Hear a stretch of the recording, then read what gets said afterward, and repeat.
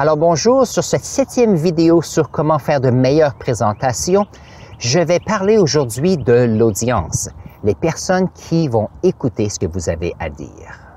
Est-ce que vous vous demandez quelquefois à savoir, mais qui serait intéressé à savoir ce que j'ai à dire? Lorsqu'on est sur les médias sociaux, et je ne veux pas mentionner une compagnie spécifique, prenons par exemple texte. Lorsqu'on envoie un texto, on envoie un petit message et on a quelqu'un qui va recevoir ce message. Cette personne est une audience. Si vous êtes en groupe d'amis à la cafétéria et vous parlez durant le lunch, vous avez votre audience ici. Donc, c'est facile d'avoir une audience. Maintenant, si vous voulez améliorer vos présentations, il faut trouver d'autres personnes à qui parler. Alors, n'oubliez pas, il y a plus de 7 milliards de personnes sur la planète. Alors, il y a sûrement quelques petites personnes à quelque part sur la planète qui seraient intéressées à savoir quel est votre message. Alors, gardez ça en tête et c'est pour ça que certains médias sociaux comme TikTok, comme YouTube, comme, voyons voir, Snapchat, ce sont tous des plateformes qui permettent aux personnes de communiquer des informations et donc nos audiences ne sont plus près de nous. Elles sont maintenant globales. Alors, bienvenue à ma chaîne YouTube Apprenons en français. Mon nom est Alain Faber et j'enseigne dans une école secondaire dans un programme d'immersion française. Le mot qui définit un peu ma vision, c'est apprendre.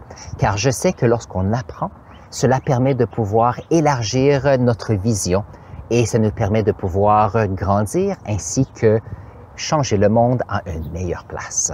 Alors, restez avec nous. Alors pensez, est-ce difficile d'avoir une audience pour améliorer ses présentations orales? Dites-vous que vos classes vous demandent souvent de faire des présentations.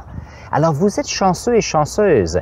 Vous avez un enseignant ou une enseignante qui vous demande un sujet spécifique, vont présenter une audience qui est la classe et en plus, si quelqu'un a choisi une classe d'art ou une classe de technologie, une classe d'anglais ou de sciences, les personnes dans le groupe sont intéressées au sujet. Alors, c'est fantastique pour vous. Vous avez la chance de présenter de l'information sur un sujet qui déjà est en lien avec les intérêts de l'audience.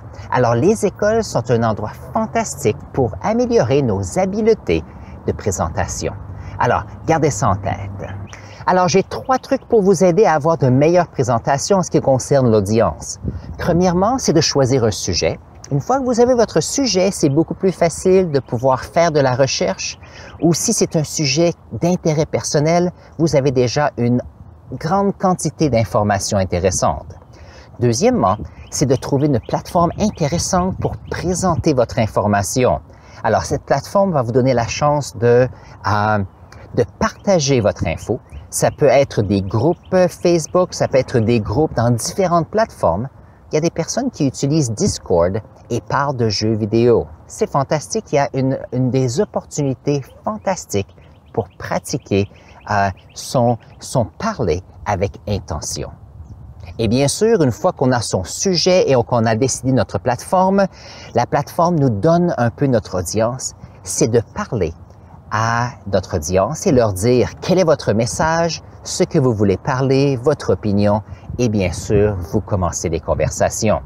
Alors, si on prend une plateforme, j'étais sur Twitch l'autre jour et sur Twitch, il y a une section qui s'appelle Just Chatting et ça, ce sont des personnes qui donnent la chance de parler d'un sujet spécifique. Moi, la plateforme que j'ai choisie, c'est YouTube. Ça me permet de pouvoir organiser mes présentations. Alors, on peut voir, j'organise toujours mes présentations de façon à ce que ce soit bien organisé. Mon audience, c'est vous qui aimez les sciences en français, des personnes qui veulent changer le monde. Et il s'agit donc maintenant de présenter l'information. Et ça, c'est important. Alors maintenant, c'est le temps de passer à l'action et moi, ce que je vais vous demander, c'est de faire une petite présentation.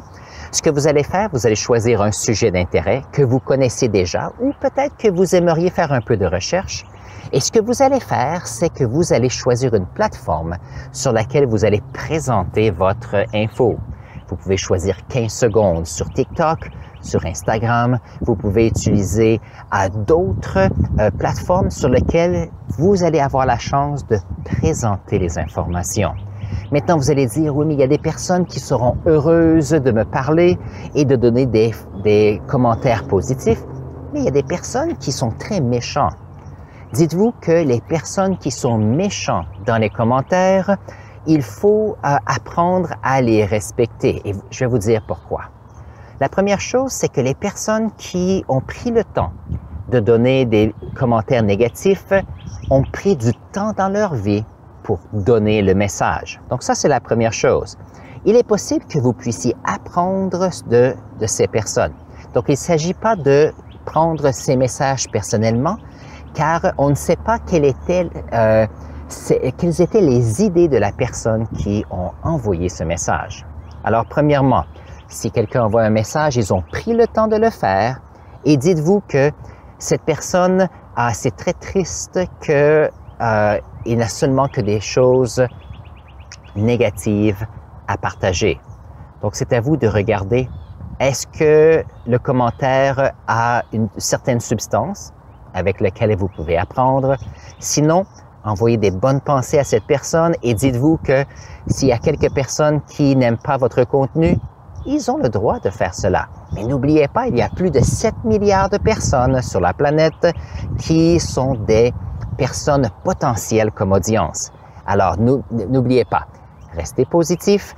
N'oubliez pas que vous voulez faire des présentations orales pour partager des informations et changer positivement notre monde. Alors, je vais mettre ici sur le côté le lien sur la liste de d'autres vidéos sur comment faire des meilleures présentations et on se voit sur la prochaine vidéo.